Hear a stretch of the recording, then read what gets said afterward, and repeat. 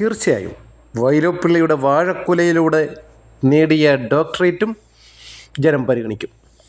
കൊല്ലം ജില്ലാ ആശുപത്രിയിൽ പാവം രോഗികൾക്ക് അവഗണന, പ്രത്യേകിച്ചും കാർഡിയോ പ്രശ്നങ്ങൾ ഒക്കെ ഉള്ള രോഗികൾ എത്തിയാൽ അവരെ മെഡിക്കൽ കോളേജിലേക്ക് പെട്ടെന്ന് റെഫർ ചെയ്യുകയാണ് എന്നൊരാൾ ചൂണ്ടിക്കാട്ടിയപ്പോൾ നമ്മുടെ ഡോക്ടർ പറഞ്ഞ കാര്യങ്ങൾ എല്ലാവരും കേട്ട് കാണുമല്ലോ. ഞങ്ങൾ പൊതിച്ചോർ കൊടുക്കുന്നില്ല എന്നാണ്. അതിൻ്റെ അർത്ഥം എന്താണ് രമണ? അതായത് പൊതിച്ചോർ സർവ്വരോഗ സംഹാരിയാണെന്നാണ്. പൊതിച്ചോറ് ഏറ്റവും വലിയ ഔഷധം.